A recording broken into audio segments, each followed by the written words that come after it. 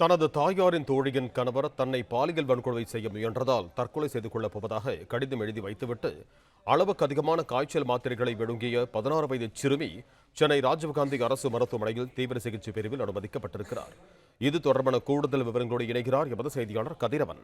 வணக்கம் கதிரவன், உங்களிடம் இருக்கும் தகவல்களை சொல்லுங்க.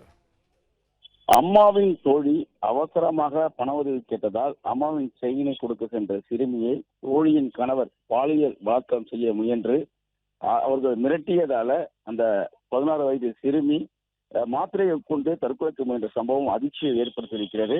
தற்போது மேல் சிகிச்சைக்காக ராஜீவ்காந்தி மருத்துவமனையில் அந்த சிறுமி தீவிர சிகிச்சை பிரிவில் அனுமதிக்கப்பட்டிருக்கிறார்.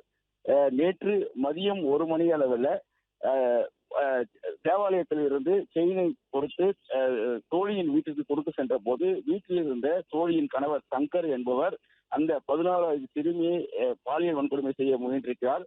மாதவிடாய் என்று கூறி தப்பி கூச்சிட முயன்ற போதும் ஆடைகளை கலைந்து அவரிடம் தவறாக நடந்து கொண்டதாகவும், மாதவிடாய் என்பதனால அந்த சிறுமியை விடுவித்ததாகவும், அப்போது சிறுமியின் தோழியும் அந்த சங்கரின் மகளுமாகிய சந்தியா என்பவர் வீட்டில் இருந்து இருவரும் சேர்ந்து இதை வெளியே கூறினால் மார்க்கிங் செய்த புகைப்படங்களை இன்ஸ்டாகிராம் பதிவிட்டு அசிங்கப்படுத்துவதாக கூறியதனால அச்சத்தில் வீட்டில் சொல்லாமலும் வீட்டிற்கு வரும் வழியிலே மெடிக்கல் ஷாப்ல அளவுக்கு அதிகமான டோலோ மாத்திரைகளை உட்கொண்டு மயக்கமுற்று கீழே விழுந்தவர்களை அங்க இருக்கக்கூடிய பொதுமக்களும் போலீசாரை மீட்டு குரோம்பேட்டை மருத்துவமனையில் சிகிச்சையாக சேர்த்த நிலையில தற்போது ராஜீவ்காந்தி மருத்துவமனையில் அவர் அனுமதிக்கப்பட்டிருக்கிறார்.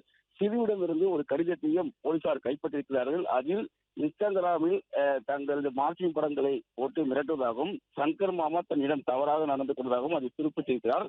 தற்போது இந்த வழக்கை கூவாஞ்சேரி அனைத்து மகளிர் போலீசார் விசாரணை மேற்கொண்டு வருகிறார்கள். நேற்று நடந்த இந்த விவகாரம் தொடர்பாக போலீசார் உரிய நடவடிக்கை எடுக்கவில்லை என்ற ஒரு குற்றச்சாட்டையும் சிறுமியின் தாயார் வைத்திருக்கிறார்.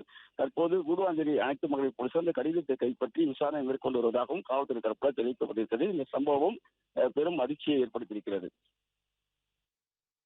நன்றி கதிரவன், உங்க தகவல்களுக்கு.